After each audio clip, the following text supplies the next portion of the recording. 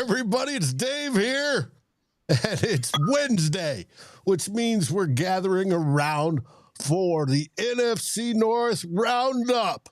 Who will be king? And do I have a poem for today? Answer is nope. You guys get to skate out without hearing my dulcet sounds rhyming in a Rudyard Kipling style or something like that. So you count yourself lucky. Today, we have the 4 teams we're going to discuss, represented by 3 teams here. Of course, the team in the middle is, they're too chicken to come on the show. So, there I said it. Hey, we're open for it, but hopefully they will come eventually, especially after they finish last in the division in 2025. With that, let's start. Who will be king?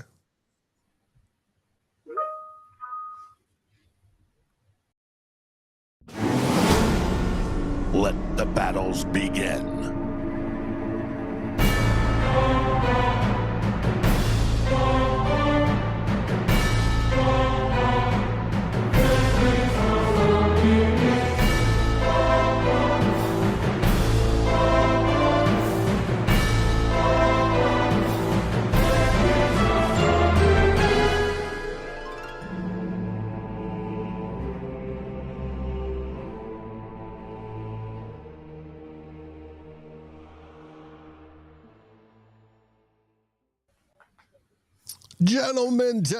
Gentlemen, welcome to the show.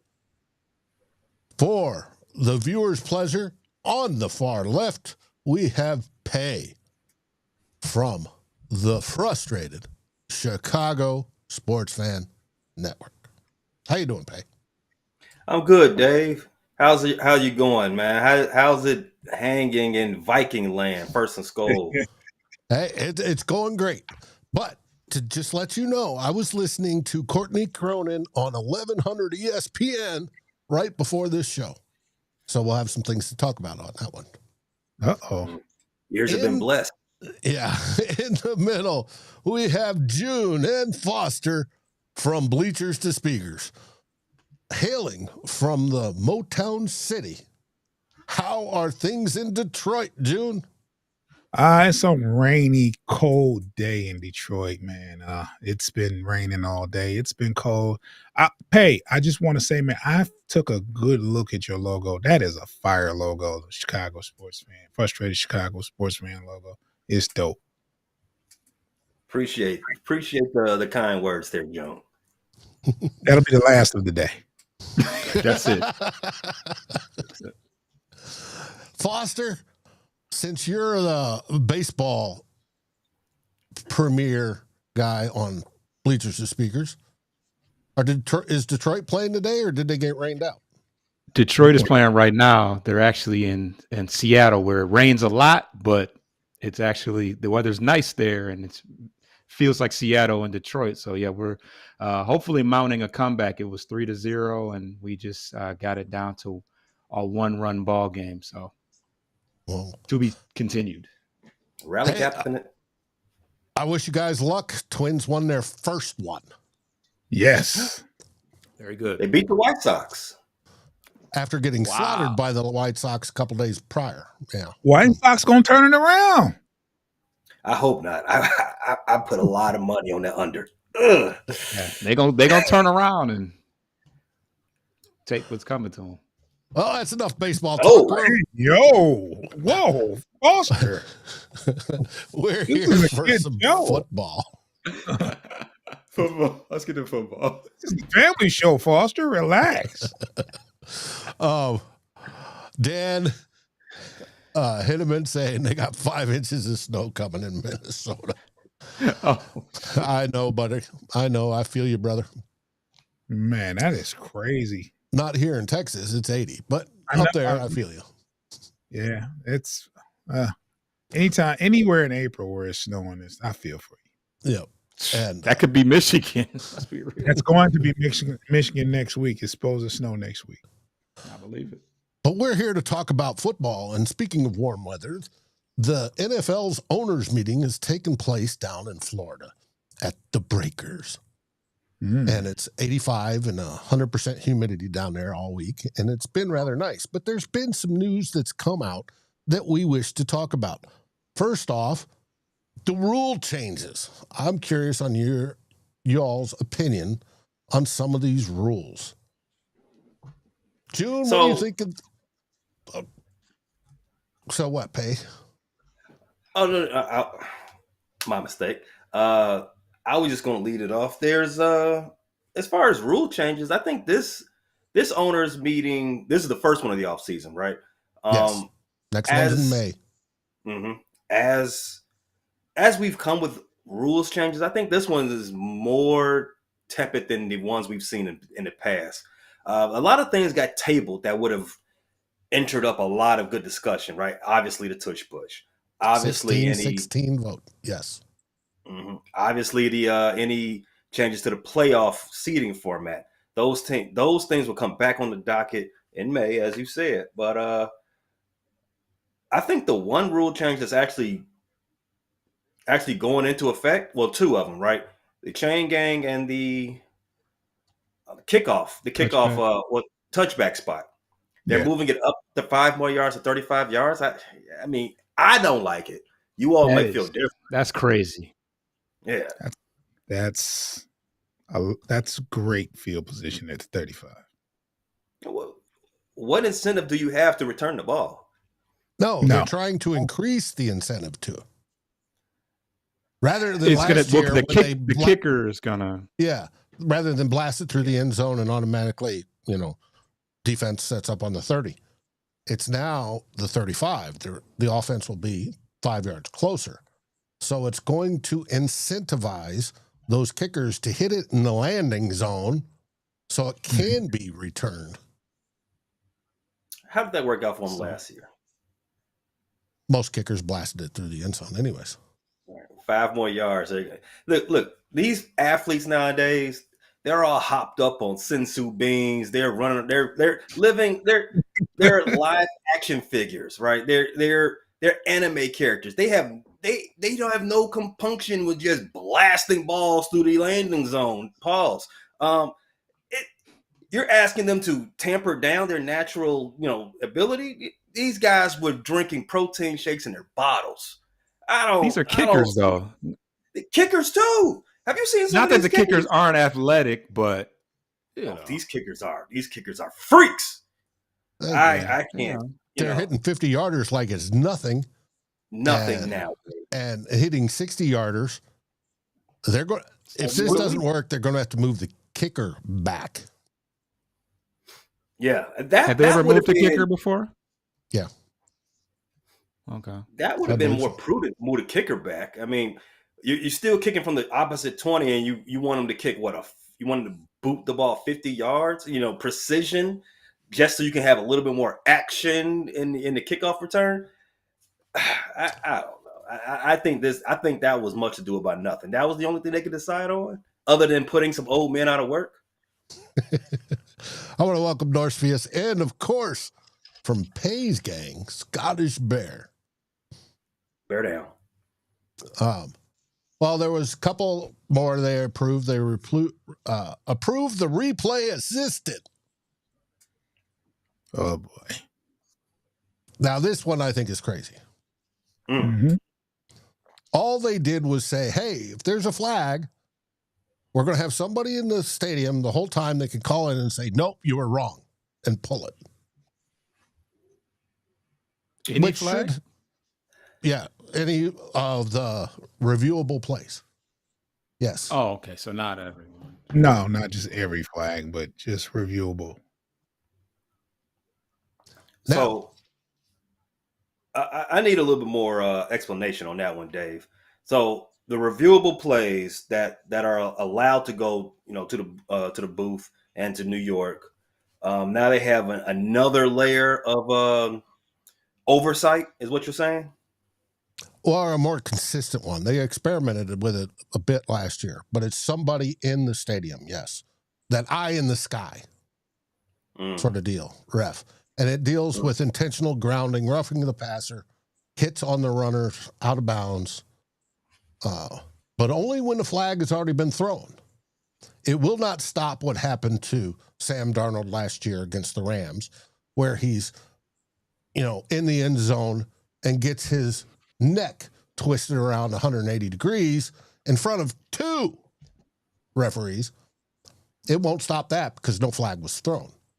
But it will be a way to hopefully speed up the process and go, hey, you messed up. Speed up. That's the thought. So it doesn't go to New York and we wait 15 minutes through a bunch of BS commercials while they come back and then they validate what the ref said on the field, even though all of us saw it. So we'll see. That was one. The overtime rule was tweaked. It was proposed that it go to a full 15 minutes and both teams get possession. What was passed was both teams will get possession, but it will remain at 10 minutes. So if one team takes 8 minutes to drive down and score, the other team has 2 minutes left to go match them up. I got a question. Uh-oh. And this is directed to everybody. What would be the arguing point for expanding overtime to 15 minutes? Like who proposed that and say, you know what, this is a good idea? To eliminate ties, I guess. No, Yeah, but they wanted it to match the playoffs. Playoffs are 15 minutes, and it used to be 15 minutes in overtime. So, I'm sorry. I'm assuming you said it's no longer sudden death. It's more so there is a clock. The clock is more, in effect now after this rule change. Right, but both teams have to have the ball, get the opportunity with the ball. Mm-hmm. Once they've had that, then it's sudden death, whoever scores, if it's under 10 minutes. Groovy. Groovy. Another one that passed is they are adopting a skosh bit of technology. Yeah. When it comes to first down technology, the NFL will implement Sony's Hawkeye technology in 2025 to measure first downs, replacing the traditional chain gang, your old men. Though the change will remain as a backup, this could reduce disputes in the game, a factor in the NFL North where every yard matters, especially when it in the sluggishness of a Lions-Packers game. Those Packers are good for Those Packers are good for putting on a boring football contest, aren't they? Uh-huh. Now, league-wide, I'm curious what Patrick Mahomes is going to do. Who's he going to appeal to? The camera's wrong. Now, I dislike this one the most because not for the tech reason of putting people out of work, right? Even though they're still there or backup, and just twiddling their thumbs until the bots go down. I dislike it from a TV standpoint. When the chain gang comes out, that's high drama, right? Yeah. Just like you said. Who is Pat Mahomes going to complain? Who's going to cry to now? And give him the old, the $5 nudge on the backside, to make sure that the chains give him the first and the crucial down and the crucial point of the fourth quarter. I mean, he can't argue with the VAR system then. Mm-hmm. Pay. All right. Now, we already covered one rule that was tabled. That's the tush push. It will be addressed in May in Egan. There's an onside kick modification, a proposal amendment to improve the onside kick rates. Let's see how that works out because, now it's only you could do it in the last 2 minutes and you got to declare it and all that BS. Yeah. So we'll see how that one changes, if it does. And then the Detroit Lions whining about reseeding the playoffs. That one is tabled as well, which surprised me. I thought it was going to go burn, crash and burn, but it got tabled. They're still thinking about it. So it just didn't have enough votes to pass this time. I think they said they had 16 of the required 24. Same with Tush Push. Yeah. So it's an interesting theory. Like I said, I'd take the compromise that after the wild card game you can reseed, but the divisions has to mean something. Exactly. And I think that was the biggest argument against it. So I agree, because if you're not taking away the argument that someone can get a home field advantage for a game just because they play in a weak division that year, or for that, I get that argument. But what if you play in a good division, right? A la the Minnesota Vikings last year. You play in a good division, but you didn't win it. In fact, you lost both times to the division winner, and now you get awarded a high seed at a home game just because you play a schedule that is not the same as anybody else's. It's not, you know what I'm saying? It's not a fair way to just give out the seedings just because you won. If everybody had the same schedule, I can get with that. But since it's a 16 set, maybe 18 games, that's the next topic. Yeah. But since everyone doesn't get to play the same schedule, I don't think you should put everyone into a slotted standings when it comes to the playoffs. The best way to do this is the one we have: division winners. You play the division more than you play anybody else. You win the division. There you go. Here's your reward. Sarah agrees with you. All right. The next one, like I hinted at, was things that were under discussion, but no vote was occurred. The biggest one was 18-game season. That is coming. The question is when. Wow. The NFL's trying to get the NFL Players Association to enter or amend the current players agreement to do it. June, what do you think of an 18-game season? That's a lot of football games. I mean, 17. I didn't think they would go to 17, but they did.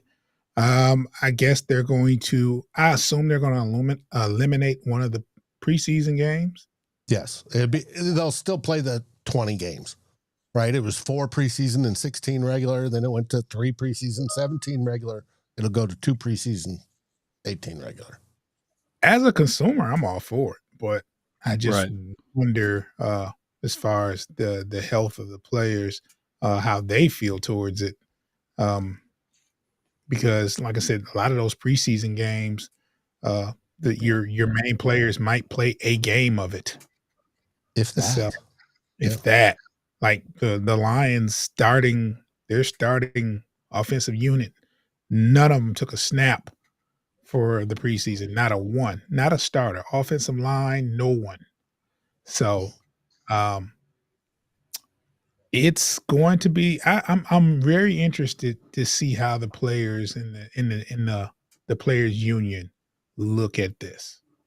Well, they'll probably in the bargain get an extra bye week, 2 full bye weeks, which moves the end of the schedule out. So the Super Bowl falls over President's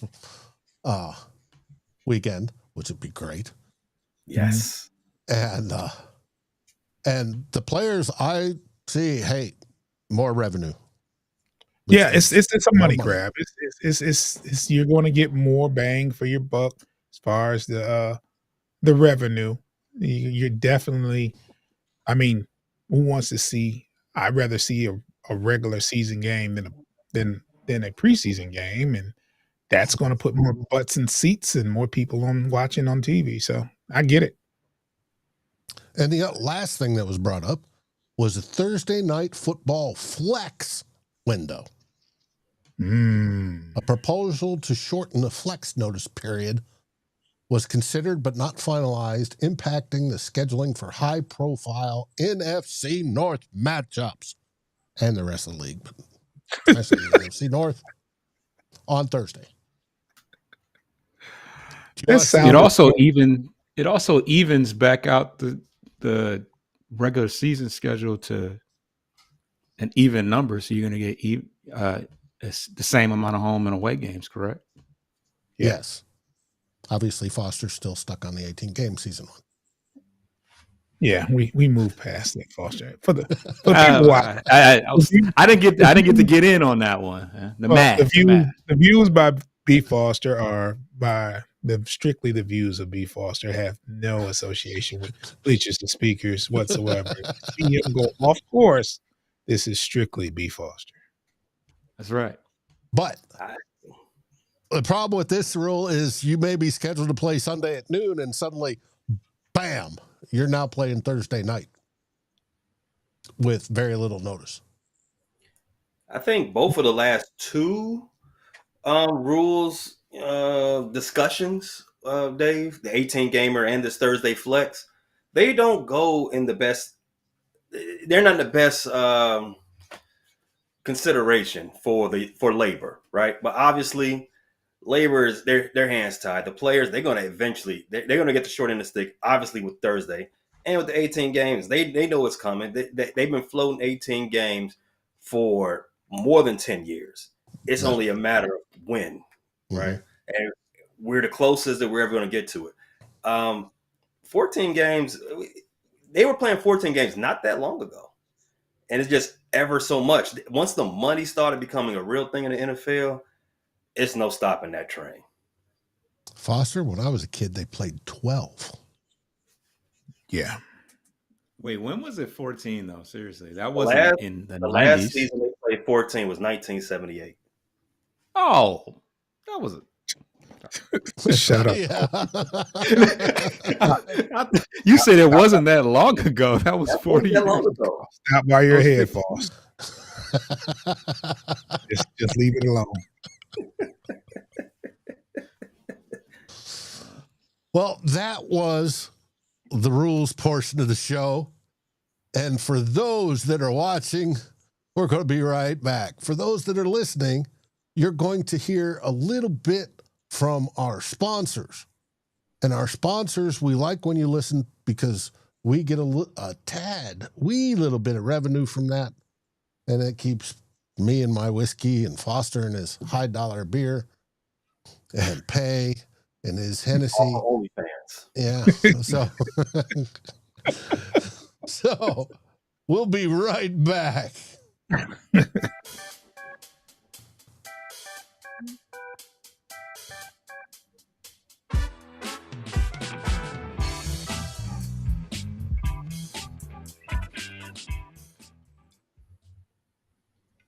And we're back. Now, through the fun part, and now let's get into team specific. I normally start with the Bears, but let's start with the Lions. Mm-hmm. They had your GM, Brad Holmes, had an interview. Your head coach, Dan Campbell, probably had a series of interviews. What came out of the owners' meeting from those two? I didn't get a chance to watch it. I saw some clips, and there was one that really caught my attention about J-Mo and the possible extension of J-Mo or lack of contract extension for J-Mo. 22 whenever they Brad Holmes talked about there's a what was that called? An option year. Right. And the contract extension wasn't guaranteed for J-Mo. He all but said that. So I found that very, very interesting. Very interesting. Foster, I don't know if you watched any of it. Yeah, I kind of got a gist of what was going on. He Brad Holmes definitely, he said that they're interested in picking up the 5th-year option for JMO, but that he has, he's still going to have to prove himself, and because I think he was quoted as saying that wide receivers are expensive. Brad Holmes is very, he speaks very off the cuff. He's pretty blunt about things. So, yeah, he was pretty frank about his thoughts on, extending, JMO, and that he still has to prove himself some. He emphasized wanting to save as much money to extend contracts from within the organization. What else? Yeah, So that means you aren't doing any more free agents. Yeah, not likely. If it makes well, June, you can probably elaborate more on the Zadarius Smith side of things, because he definitely touched on that. Ultimately, Zadarius Smith would have cost 15 to 16 million. And he's been in talks with his agent if he's willing to come back and renegotiate it. I mean, at a better price. Brad is all for it, but he wasn't for. If he'd have stayed this year, it would have been a $15 or $16 million cap hit. So he was just better off, in his opinion, just to cut tie. I mean, void the contract, do whatever, and try to get him back. But he has been in contact with his agent. There has been talks, but I just put it like this.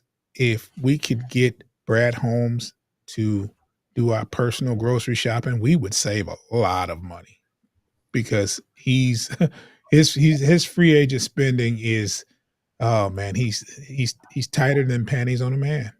He's not spending anything on a man. Yeah. Hey.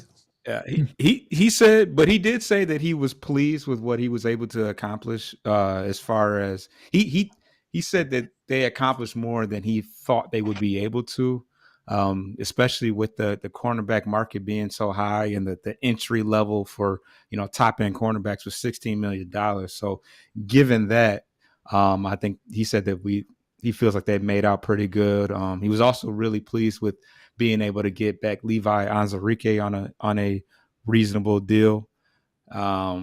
But he said that he's pretty comfortable with the pass rush situation, with us obviously looking to add on to that via the draft. But yeah, he's pretty. He's not one to spend a lot of money in free agency. He's really into the players that he drafts and the players that he develops. And he never has been. He's never been a big spender in free agent for the Lions, of course, at least. I don't know what he did when he was at the Rams, but as far as the Lions, never really went out in the free agent market and acquired somebody that cost a bunch of money. That's just not his MO. Now with not exactly. Yeah. With Smith, Zadarius, could they be waiting until after the draft so it doesn't affect the comp pick formula? It seems more and more teams are playing that game. Could be, as long as Zadarius wants to wait. I mean, he has a woman that's from Detroit, and we're hoping that he really likes her and wants to stay around. Hey, not that he can't get to her when he need her. Cash doll, if you mess this up, you got one job, baby. Now I also heard he was praising Hutch's rehab. True? Yeah. He was like just really amazed on the recovery. All the work he's put in to get to this point. He was running sprints a month and a half ago. So it's a good sign. It's a good sign. And then you have some fans, Dave. I heard one fan say a couple weeks ago that Hutch wouldn't be ready until about week 7 or 8. And I'm like, where did you get that from? He's running sprints a month ago. What are you talking about? I think I actually thought he might have had it mixed up with Aleem McNeil, and that's another thing that came out. He was mentioned that Aleem McNeil wouldn't be back until midway in the season. We kind of figured that though. Torn ACL for a big fella, that's not a 7 or 8 month injury. That's usually a year. So we don't expect him back until past the midpoint season, and that's what Coach Campbell was talking about as far as Aleem McNeil. That's what he chimed in on one of the points, one of the clips that I saw, and that was to be expected. Gotcha. Now, flipping over to Wisconsin, this relates to Detroit. Brian Gutekunst was echoing what LaFleur was saying about the tush push. They're still whining, so just let you know that. But has hinted at targeting a defensive lineman or linebacker in the draft to counter the Detroit Lions' physical play.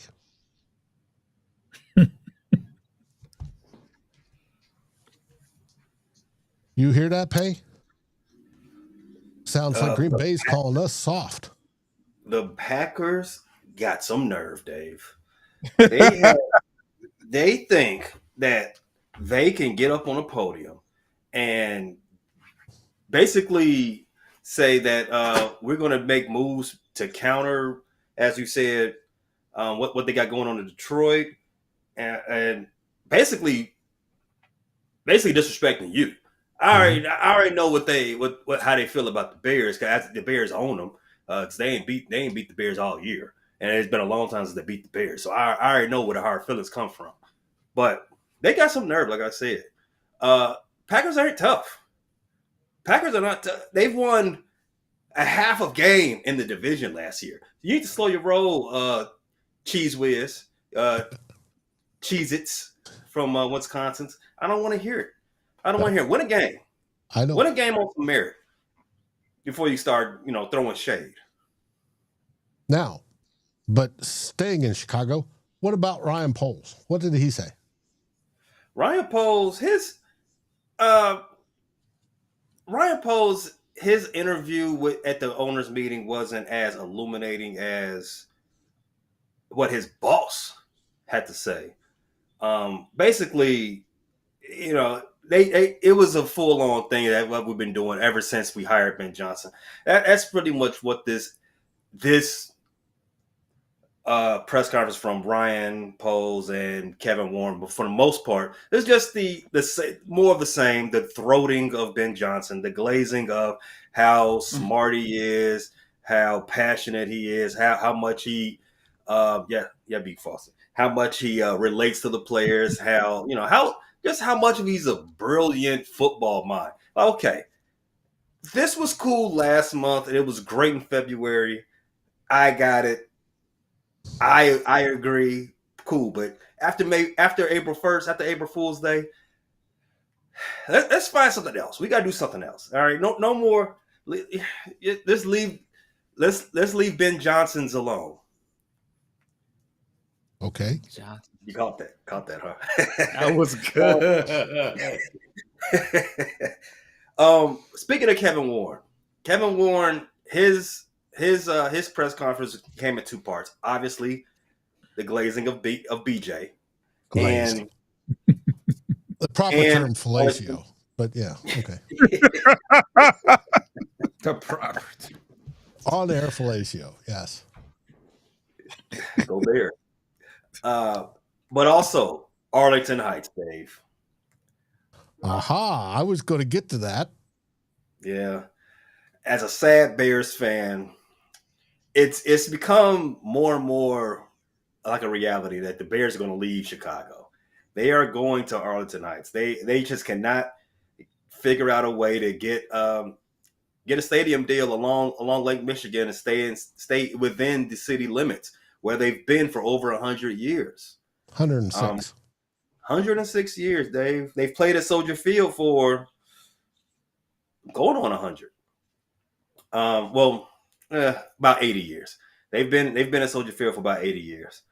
It's going to be sad to see them go, but they are going to go to a state of the art. This is what Kevin Warren says. They're going to make a Bears city inside of Arlington Heights. And that's what you need to compete in this new age of sports business. You need to do the things that we talked about off air. What the St. Louis Cardinals did in downtown St. Louis, things like that. You have a whole village that's just pumping money into the central focal point of that little area, which in this case would be the Chicago Bears. The Chicago Cubs just did it a decade ago when they switched owners from Sam Zell to the Ricketts family. They redid the whole Wrigleyville, which is already a vibrant area. They redid it. Hotels, new restaurants, museums, attractions galore. They put a sports book over there. It's just money on top of money. And as we've seen more and more the last, when was Inauguration Day? Ever since Inauguration Day, you see it's money first, feelings later. And my feelings are definitely hurt at that Brian Johnson, current mayor of Chicago, is going to go down as the guy that lost the Bears to Arlington Heights. Don't know the mayor name out there. They today was election day. So the mayor in Arlington Heights might be someone new. He's getting a present. Well, it's going to be interesting. Before the game or before the show, we were talking. I was listening to Courtney Cronin on 1100 at ESPN in Chicago, and she said Warner and McCaskey were at that point. They're making the decision. They own the land in Arlington Heights, and it's not moving forward in Chicago. So they expect to have a decision by the end of 2025. Yeah. Yeah, all intents and purposes, I think it's more of a I think it's, they're holding out. This is more of a football term. It's fourth and long. Chicago's got to pull out a Hail Mary. They got to do a Jaden Daniels. They got to do something. They got to do something that you wouldn't believe to keep the Bears in Chicago. And since I've seen Jaden Daniels pull off a Hail Mary that he had no business doing, fingers crossed. Fingers crossed that they can get it done. Chicago stays in Chicago. Oh, we're going to find out. No, but speaking of the interview, and was it Brian McCaskey is the owner? He's debating on whether to sell the team. He's reevaluating that. Yeah, we talked about this a few episodes ago. After Virginia's, rest in peace. After she passed, the whole idea of a succession plan. Not oligarchs, but wealthy people always do this. They have a plan of where they want their assets to go after they pass. And the NFL and all of the United States sports leagues, they make you set up a succession plan, especially the older you are, the more that is vital. Mike McCaskey at the owners' meeting, he broke down in front of the media. He got all sensitive and emotional about talking with his mother, and I think he said it was one of the last conversations they had about how they have a plan of keeping the Bears in the McCaskey family for the next 100 years. And I know some Bears fans might not like that news because in Chicago there's a thing where we wait. Not me. I don't do this, but there's a thing in Chicago where the sports fans, they wait out the life expectancy of some of the owners and hope that there's going to be a change. It's rough in Chicago. It's very rough. That's a lot. I see that. I see why you try to remove yourself. Like, it's not me. Not me. You don't want that spirit on you. Yeah, that's some 60-30 and type stuff there. Nope, not even them. Well, they might handle business their own. But a lot of fans would prefer, especially prior to this offseason, a lot of fans wanted Miss away from the Bears. And it's been like that for going on 40 years, Dave. Mm-hmm. This is the 40th anniversary of the Super Bowl win. So it hasn't been a harmonious ownership tenure for the McCaskies ever since Virginia took over from her dad, which was 43 years ago. But rest assured, we never have to worry about an ownership change with the plan in place because McCaskey's and the Bears are locked in. Well, we do hope it works out for you.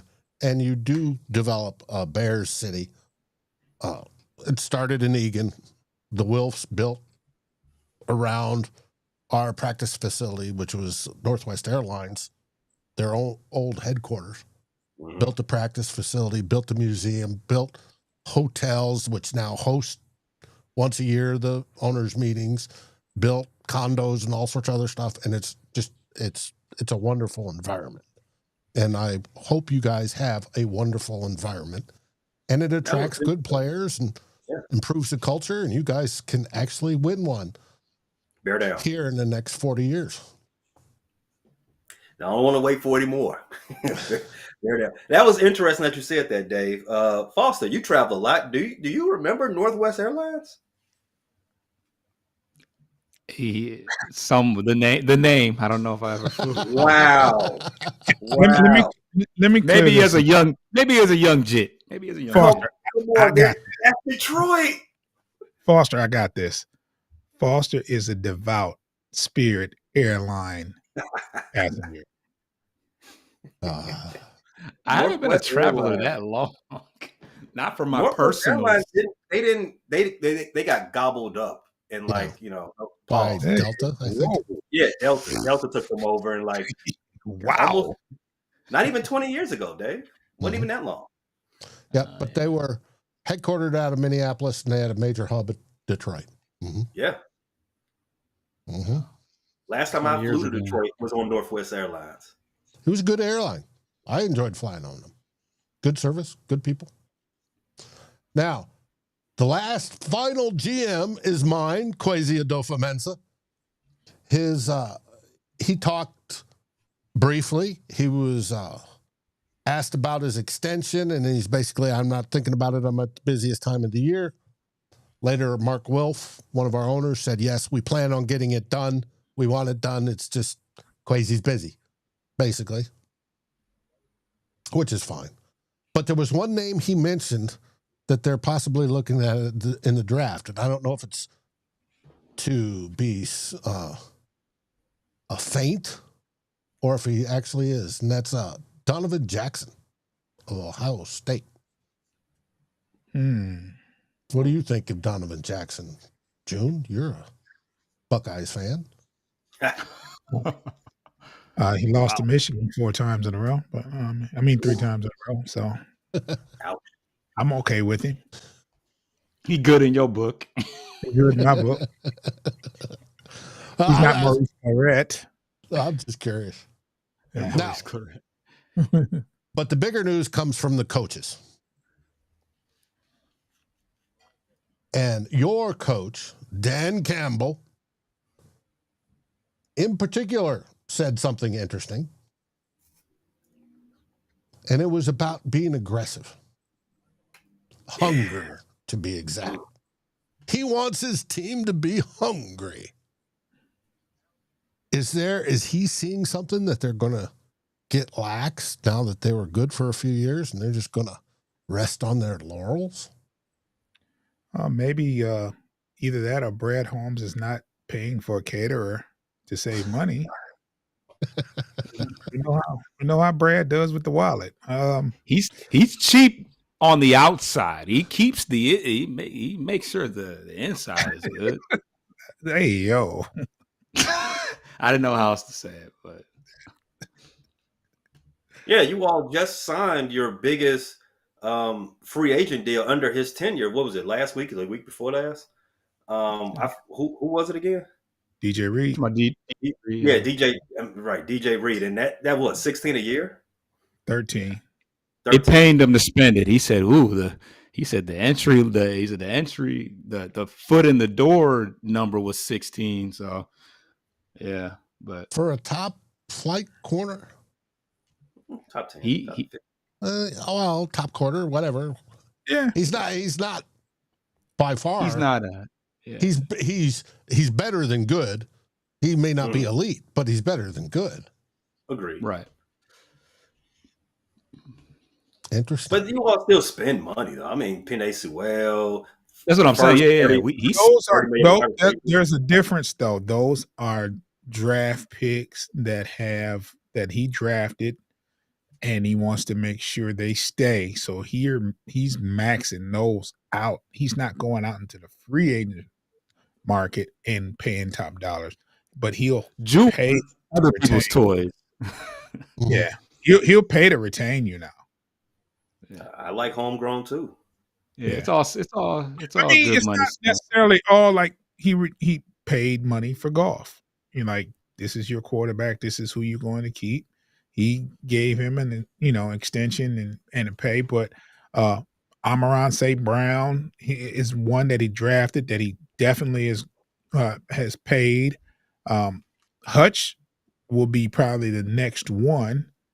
Those are people that he's definitely going to pay them like they're supposed to be paid. Kirby, there's plenty of money to spend amongst the people that we know are all bought into what we got going on. So I don't really sweat him going and getting some outside. But he's never been that. He's never been that person to go out in the free agency, spend a bunch of money. So it is what it is.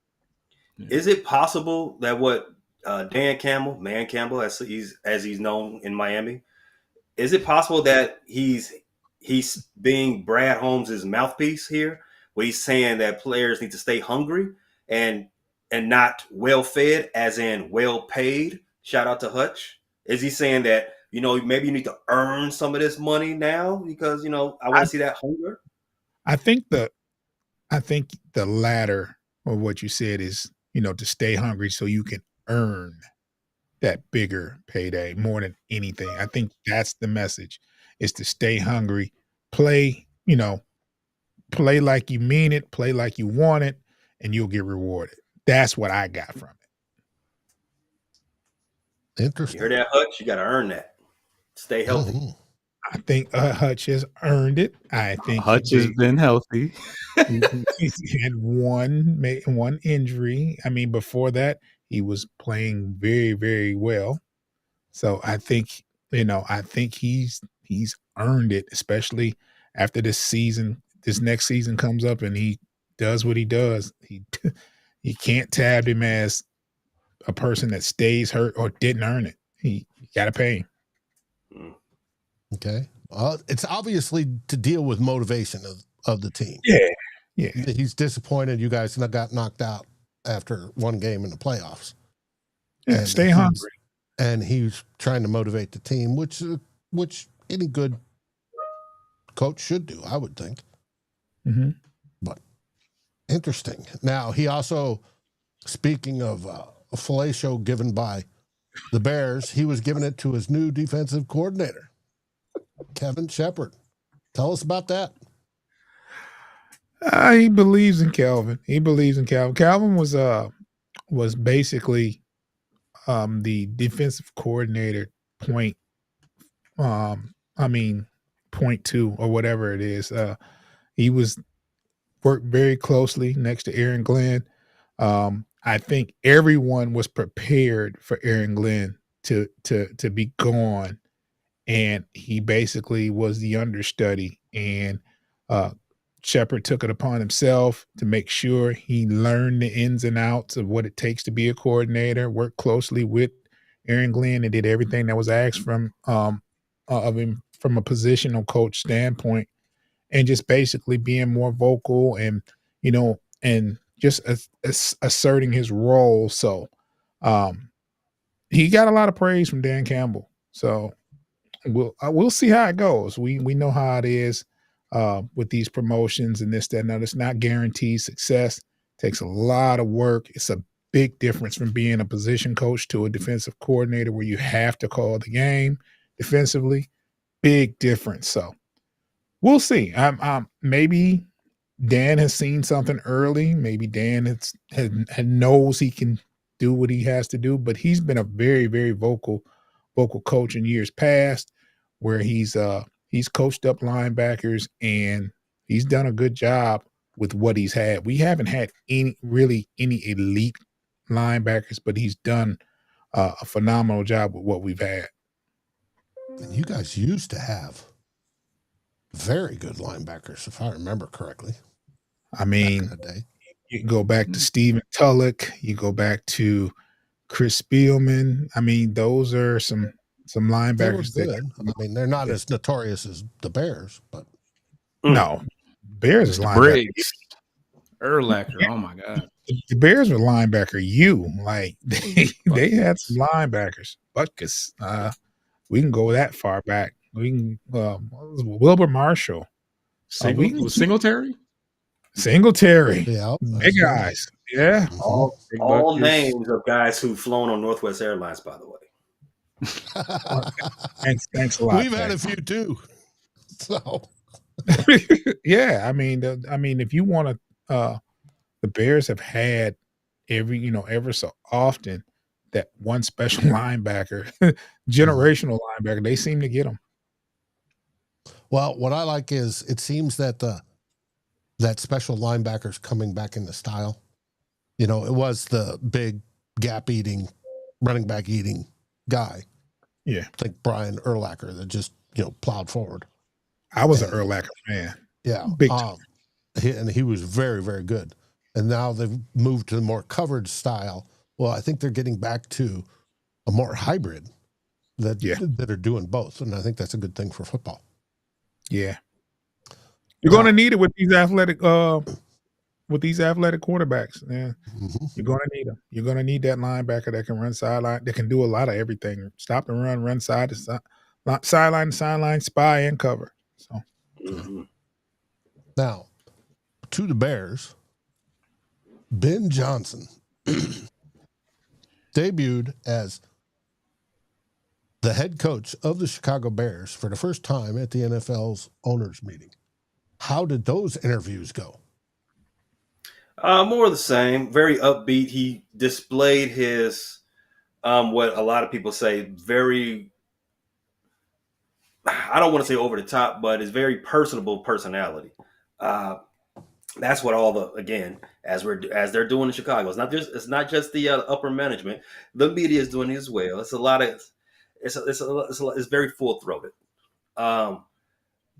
Ben Johnson is the talk of the town. He's got the key to the city. I just hope he run off some wins, because you lose week 1, we pulling that, we evicting you very fast.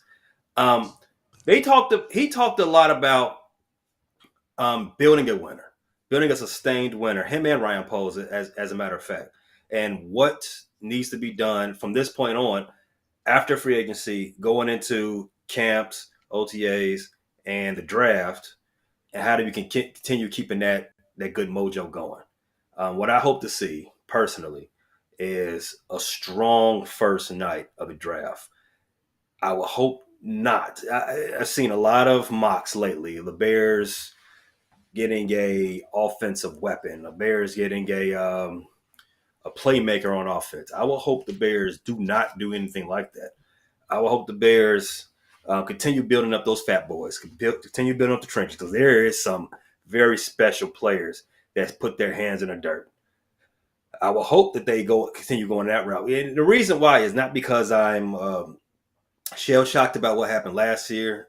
I'm just more so, I want a new direction for this team.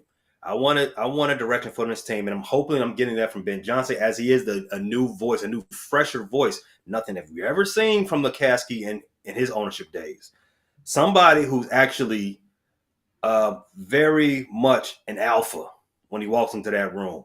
Very much an alpha, not just from a personality standpoint, but from a football, I know what the F I'm talking about standpoint. Somebody in that way. And if you do that, drafting a running back, no shade to Jonty. If you draft somebody in that idyllic frame of mind, it tells me there's more of the same. More of the same of Bears just doing stuff, with no real sensible plan in place. I want to see the stuff that builds winners, consistent long-term winners. Yes, getting Joe Tooney. Yes, getting Jonah Jackson. Yes, getting my man out of Dalton. Dalton out of Atlanta. Those are great. Those are also not homegrown guys. Shout out to Detroit. The homegrowns are the best growns. Those are the guys that stay with your franchise 10 plus years. I'm looking at Mimbu. I'm looking at maybe Kevin Banks. I'm looking at Who's the left tackle? Isn't Mimbu's Nimble a right right? tackle. No, we Braxton Jones was our left tackle the last 2 seasons. Yeah, but who's the top left tackle in the draft? I think Kevin Banks. Okay. Mimbu and Will Campbell. No, actually Will Campbell. Will Campbell's a left tackle. Mimbu and Banks are the rights. They play right tackle. Courtney was thinking they're going with the left tackle. That would be the smart that makes sense. They may get the right and move somebody over, but she thinks they're going to go with the left tackle. It would make sense because that's the next obvious need across that line. Left tackle, Braxton Jones. You know, he's not a scrub by any means, but he's not a starter for most teams either.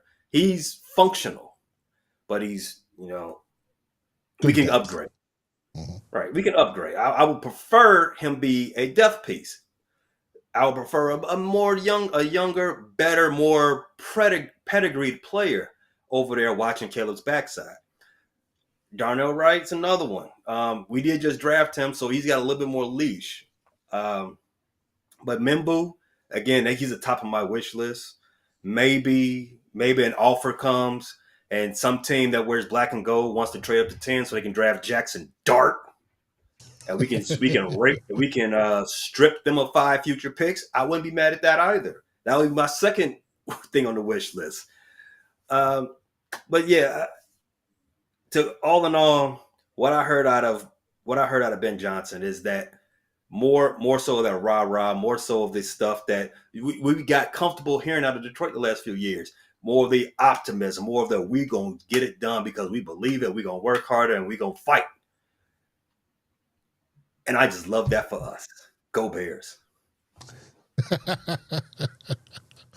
Hey, it'd be interesting. Now, I did see that you guys signed Eric Bieniemy.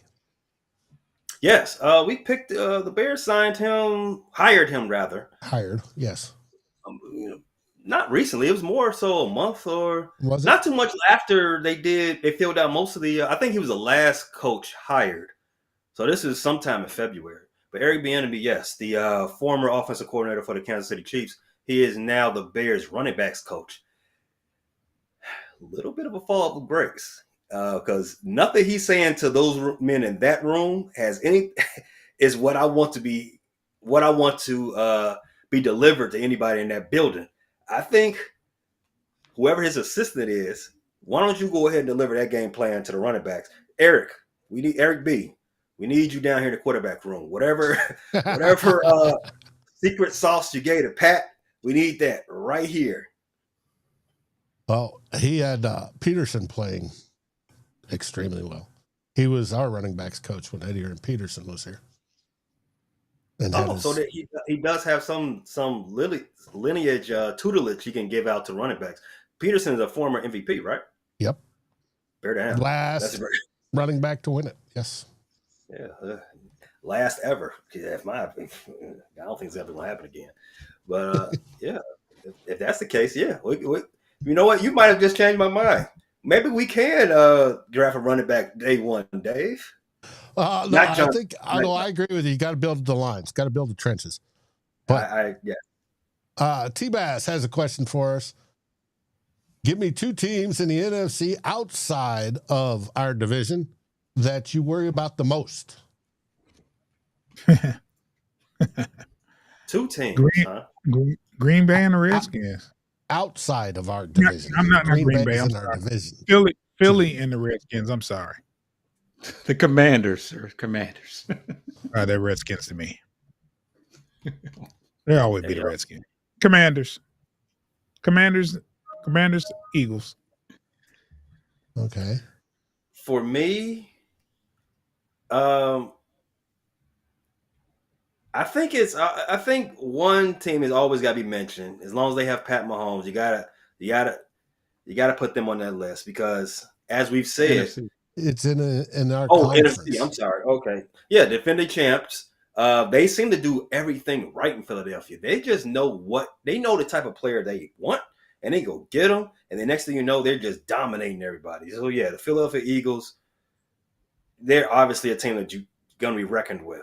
Have you seen that offensive line? They're like basketball players. They're so But I big. expect a little bit of regression because they lost quite a bit because they won. Yeah. But we'll see.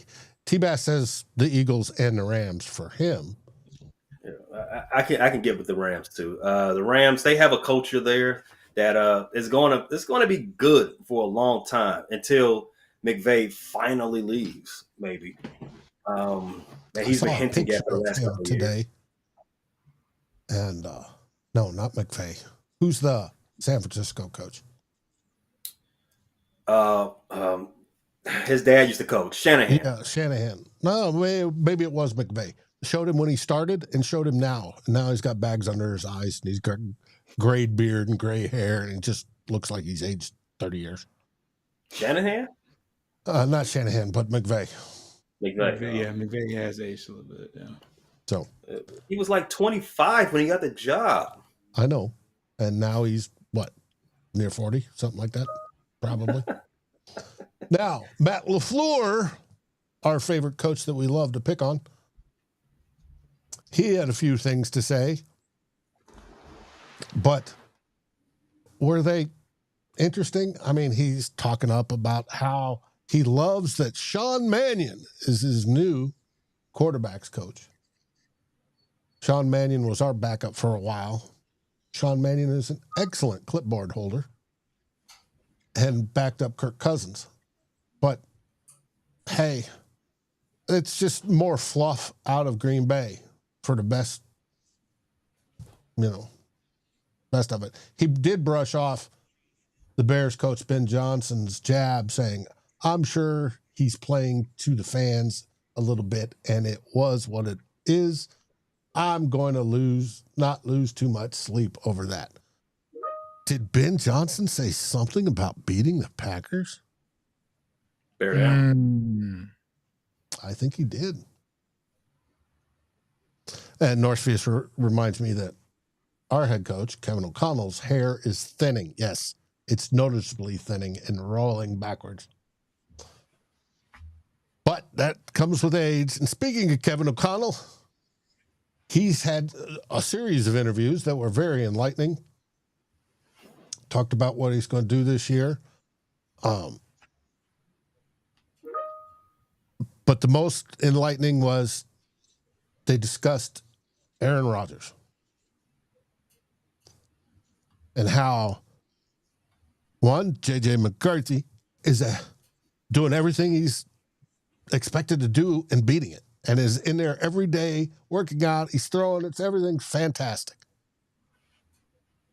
But it was that Aaron Rodgers had called the Vikings, called him in particular to say, I want to play. It was nothing that the Vikings did.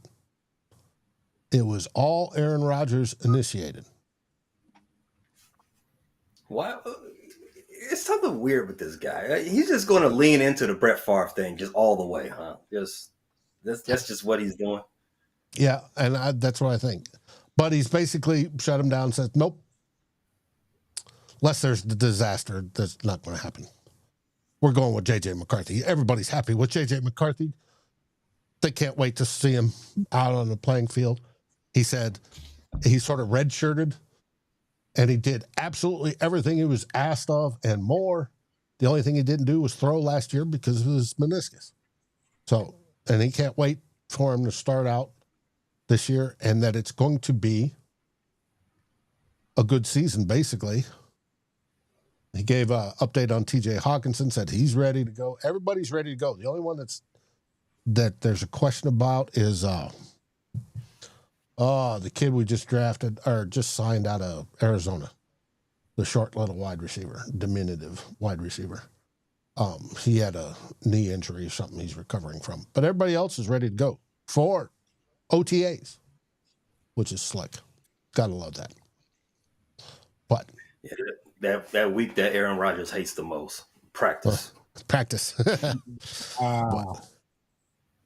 Doc Proto says Rodgers calling us is like a MILF at the bar buying you a drink. Could be. That good? I was about to say, I think I might prefer that over Aaron Rodgers. I mean, if it's Stifler's mom, you understand. Mm-hmm. Yep. So.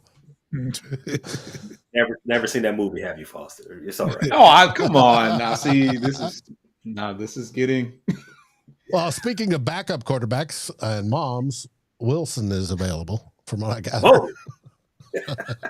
We're still looking for a backup quarterback. But you're capable.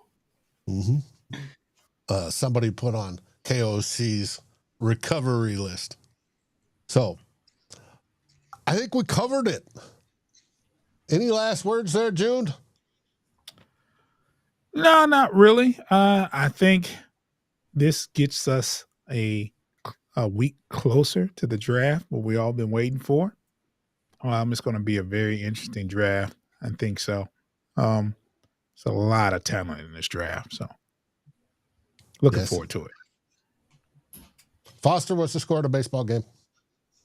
It is 2-3. We are in the top of the 9th inning, and we are trying to. We got 2 runners on, so we are trying to tie the ball game up and hopefully sweep the Seattle Mariners again. Did the same thing last year in Detroit. Nick Riley says American Pie is GOAT. That is a great song. Oh my. Absolutely. I got tons of memories. Nick knows being drunk and singing. Now, Pay, any last words? You didn't ask, but the Cubs put up another cricket number, sweeping those Sacramento Athletics. You swept them? Wow. Well, I mean, it's top of the 9th, 10-2. I think we can call it. Yeah. Aren't the Cubs one of the teams that's starting to use the torpedo bat? Actually, no. But that wiffle ball, I'm sorry, the torpedo bat, unless we get an MIT scientist in here so we can like use it correctly, like what they're doing in Bronx, it might just be us, pandering. But you know how we started the show, Dave. Hey, evolution comes for us all. We're gonna have these big Flintstone bats coming for every team sooner or later. Yeah, I think a few Twins players are experimenting with them too. But the Yanks definitely have it locked down. Yeah, they've played 7 games. They got 15 home runs so far. Yeah, that's crazy. All right. T-Bass says there's only 12 players with first round draft grades. Consensus-wise, yeah, it's probably about true, T-Bass, but every team's going to have a whole slew that they like, and they're going to differ from different teams. But there's only about 12 that everybody agrees on. It's a weird draft year. But we'll see that in 3 weeks. June, where can they find you? You can find me and my co-host, Foster, and Coach on Bleachers and Speakers on YouTube and at all the aggregators. Anywhere you can listen to a podcast, you can find us, Bleachers and Speakers, FFSN, in your search. Make sure you're following us. Make sure that notification bell is on. So when we drop content, you'll get an alert. Download those episodes so we'll know who's listening and where you're at. And you guys are hosting next week, right? No, Pay us. No, Pay us. Yeah, so back on me. All right, Pay, where can they find you? You can find us, this merry band of football bloviators, at the Frustrated Chicago Sports Fan channel next Wednesday, same bat time. Different bat channel. As Dave has it on the screen right there, Frustrated Chicago Sports Fans, where we bring you all of our upset takes and game reviews and all of the other nonsense coming out of Chicago sports scene. It's baseball season. The White Sox are going to be terrible. The Cubs are going to probably let us down, but we're going to bring you all of it from every which angle we can. The Bears, we got we have film on some of the prospects coming up before the draft. That's also widely available on our channel. You can check that out at YouTube. Frustrated Chicago Sports Fan Channel. Also on the audio side, anywhere you get your podcasts, at Spotify, Apple Podcasts, iHeart Music, Amazon Music, Pandora, and all the rest. Like, subscribe, share with a friend, unsubscribe, resubscribe, download, erase, re-download again. Appreciate you. And it'll be next Thursday because Dave's moving starting early next week, and I will not be available on Wednesday. So cool. And you can find me, obviously everybody that's watching already has, on Vikings First and SKOL. And we have obviously the YouTube channel with our 4 main shows. This one, Who Will Be King, every third week. We have 2 Old Bloggers with me and Darren. And as I told folks last night, 2 Old Bloggers this weekend is on hiatus because I'm moving. And for a week, just this Sunday. And we have Sal Spice. And she had a rocking show last night with Vikings Guy. He works at the stadium and has all sorts of inside information. And the banter was just a flying last night. So if you haven't watched it, tune in and watch it. You'll have a blast. It is fun. And yes, they pick on the Packers too. So it is always a great spot to get us on YouTube. You can get us on your favorite podcast aggregator and over at Fans First Sports Network. We're on the written side, just under Vikings. Or type in VikingsFirstandSKOL.com and you'll be driven right there. With that, I want to appreciate everybody that's joined us today. You guys absolutely rock. T-Bass, you were late. We talked about the new stadium. It's most likely going in Arlington Heights. But, and you can see Pay's information. So, it is what it is. What do we say, Pay? Bear down from Arlington. From Arlington. The Bears. All right. What do we say? Foster June? That was vicious. That was a healthy one. Go Tigers. We just lost. It happens, man. It happens. 1, 2 out of 3. And as always, SKOL Vikings! Like, subscribe, and rate us on your favorite podcast aggregator. Thank you for listening to this NFC North group effort on the Fans First Sports Network. This has been a frustrated Chicago sports fans, Bleachers to Speakers, Vikings First and SKOL, and of course, the Fans First Sports Network production. Thank you for listening.